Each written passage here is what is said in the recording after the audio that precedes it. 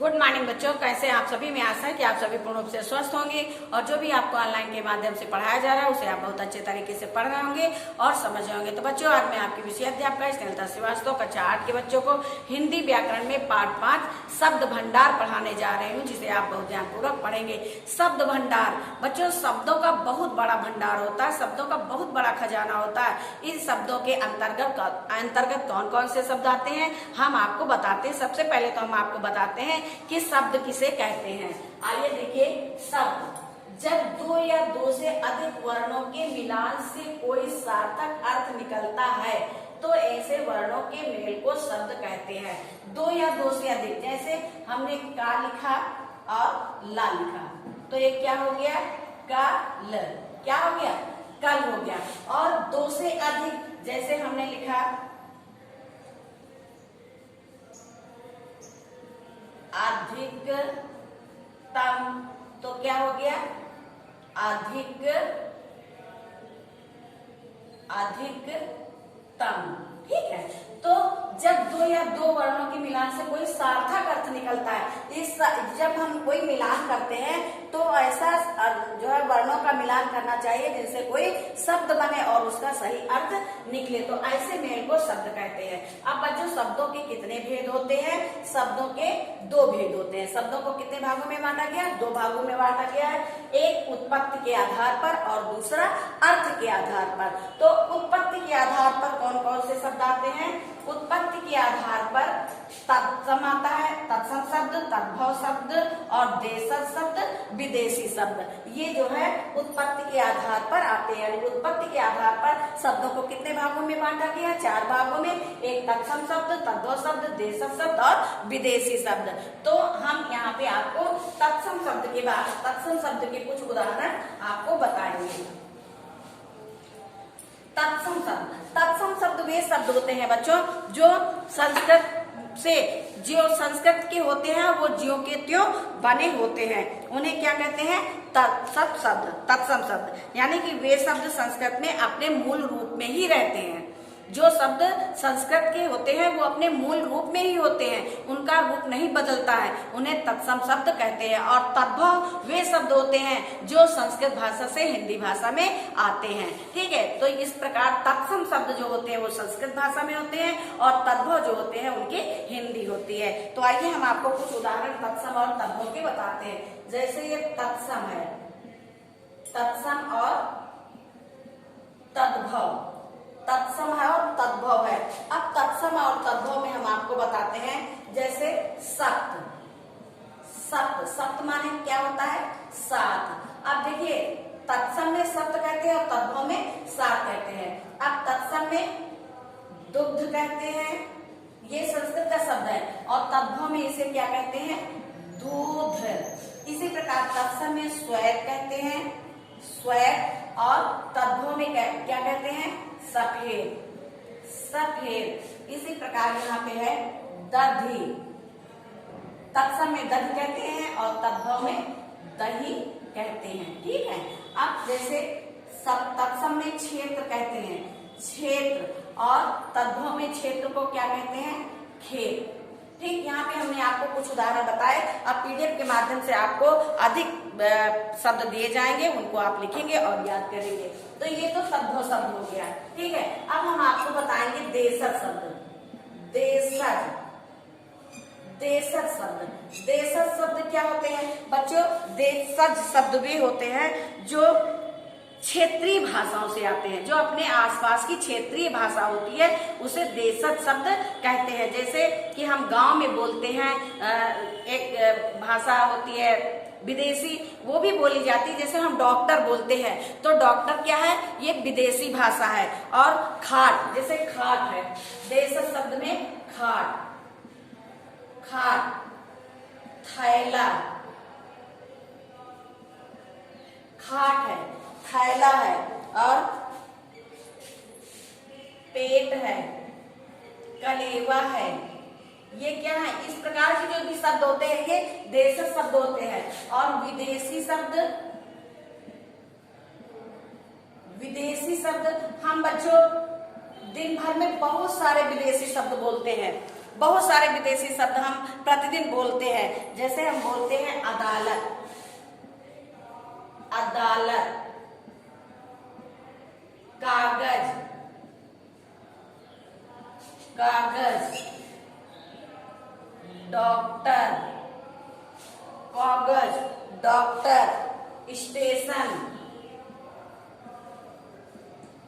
Station. तो इस प्रकार के बहुत सारे शब्द हैं जो हम विदेशी बोलते हैं। ठीक है, तो ये तो हो गए देशज और विदेशी। अब आपने पढ़ा उत्पत्ति के आधार पर शब्द 4 प्रकार के होते हैं, देशज शब्द, विदेशी शब्द और तद्भव और तत्सम। आइए अब हम आपको अर्थ के आधार पर शब्द बताते हैं, इसीलिए इसको शब्द भंडार कहा गया है। शब्दों का भंडार बहुत बड़ा होता है। अब हम दूसरे नंबर पे बताएंगे अर्थ के आधार पर, अर्थ के आधार पर। अब अर्थ के आधार पर भी शब्द 4 प्रकार के होते हैं। कितने प्रकार के होते हैं? 4 प्रकार। अर्थ के आधार पर शब्द 4 प्रकार के होते हैं। शब्द 4 प्रकार के होते हैं। कौन कौन से होते हैं? एकार्थी शब्द, नंबर 1 एकार्थी शब्द। एकार्थी शब्द का मतलब होता है बच्चों कि जो शब्द पढ़ने और सुनने में एक जैसे होते हैं लेकिन उनके अर्थ अलग अलग होते हैं। जैसे हम आपको कुछ उदाहरण बताएंगे। सुत, सूत, सुत, सूत। अब सुत माने क्या होता है? पुत्र, और सूत माने क्या होता है? धागा। सूत माने क्या होता है? धागा। एक मात्रा का अंतर है, यहाँ पे छोटे की मात्रा, यहाँ पे बड़े की मात्रा। जैसे बच्चे जो है मात्रा लगाने में गलत कर देते हैं तो मात्राओं से बहुत बड़ा फर्क पड़ता है, बहुत बदलाव आ जाता है। इसलिए मात्राओं को जब भी आप कोई शब्द लिखते हैं तो मात्राएं एकदम सही लगानी चाहिए, नहीं तो उनका अर्थ बदल जाता है। अब जैसे है आसमान और आसमान, आसमान, आसमान और आसमान, आसमान और आसमान। अब आसमान, आसमान माने क्या होता है? जो बराबर ना हो। आसमान माने क्या होता है? जो बराबर ना हो, जो बराबर ना हो। और आसमान का मतलब क्या होता है? आकाश।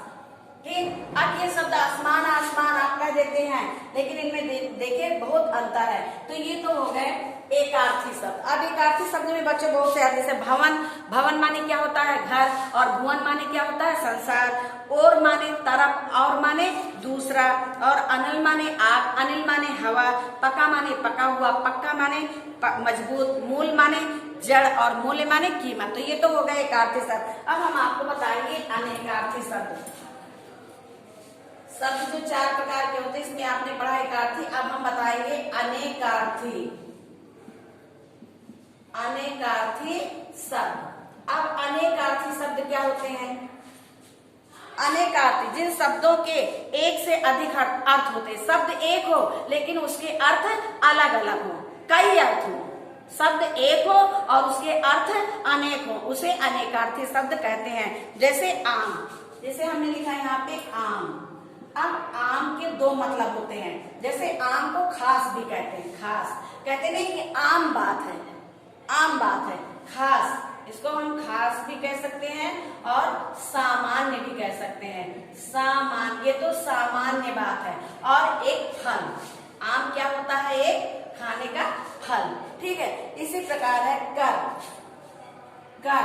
अब कर शब्द एक है लेकिन इसके शब्द क्या है? एक है, ये कर है। ठीक है, अब इसके कई मतलब है, कई अर्थ है। जैसे आम को हाथ भी कहते हैं, हाथ कहते हैं, सूंड कहते हैं, और कर का करना भी होता है। कहते हैं ये काम कर, ये काम कर, यानी ये काम करो।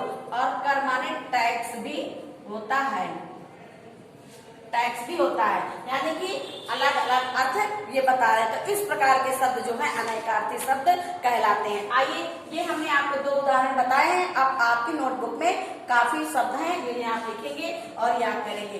इसके बाद अनेकार्थी के बाद आता है पर्यायवाची। पर्यायवाची शब्द।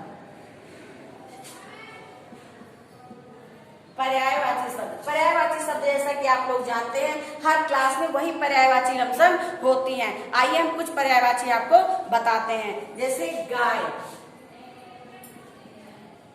गाय और राजा, गाय राजा, गृह शरीर। ठीक है, अब गाय, गाय को क्या क्या कहते हैं? गाय को गौ कहते हैं, गौ कहते हैं, गऊ कहते हैं, सूरा भी कहते हैं और धेनु कहते हैं। ठीक है, अब राजा को क्या क्या कहते हैं? अब यहाँ पे देखिए, यहाँ पे शब्द अनेक है लेकिन उसके अर्थ एक ही हैं। शब्द अनेक हैं लेकिन अर्थ एक है। गौ माने गाय, गौ माने गाय, सूरज माने गाय, धेनु माने गाय। ठीक है, अब राजा, राजा को नृप कहते हैं, नृप, नरेश, भूप, भूपति,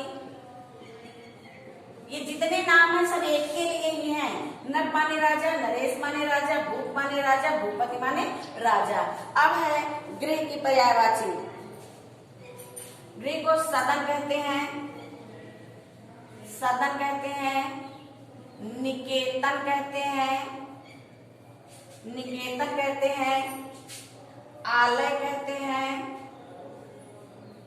और घर तो कहते ही हैं। ठीक, ये है गृह की पर्यायवाची। अब शरीर को क्या क्या कहते हैं? शरीर को तन कहते हैं, देह कहते हैं, काया कहते हैं और वपु कहते हैं, वपु। ठीक, तो ये तो हमने आपको कुछ पर्यायवाचियां बताई। अब ये जो है अर्थ के आधार पर है। अर्थ के आधार पर आपने पढ़ा शब्द 4 प्रकार के होते हैं, एक एकार्थी शब्द, अनेकार्थी शब्द, पर्यायवाची। अब इसके बाद आते हैं विलोम।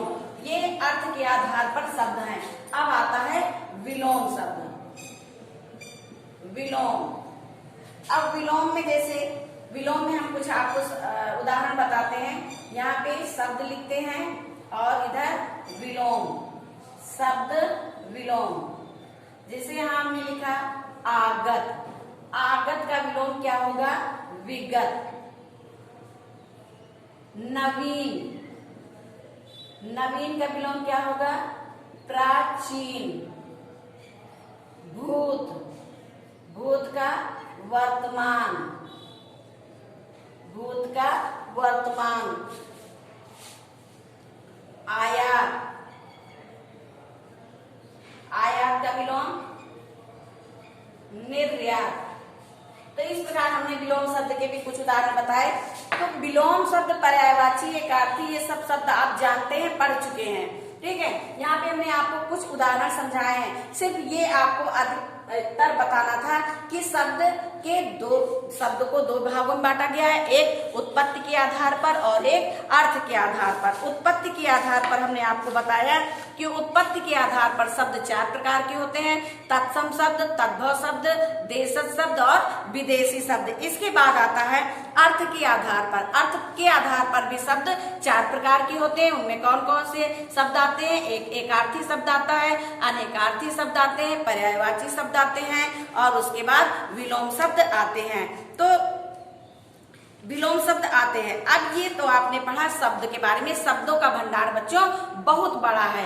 शब्द का भंडार आप जितना ही खोजेंगे उतना ही आपको अधिक से अधिक मिलता जाएगा। तो आप अपनी कॉपी में जो भी लिखवाया गया है उसे बहुत, अब जो हम PDF भेजेंगे आपको, उस PDF में आप जो भी हमारी कॉपी में लिखा है आप बहुत अच्छे तरीके से लिखेंगे। यहाँ पे तो हमने वीडियो में आपको कुछ उदाहरण आपको बताए हैं। ठीक है, अब सब जो कॉपी में है ये ज्यादा शब्द हैं और इनको सबको पूरा लिखना और लिखने के बाद उसे याद करना। तो बच्चों आज आपका पाठ 5 शब्द भंडार यहीं पे समाप्त होता है। धन्यवाद।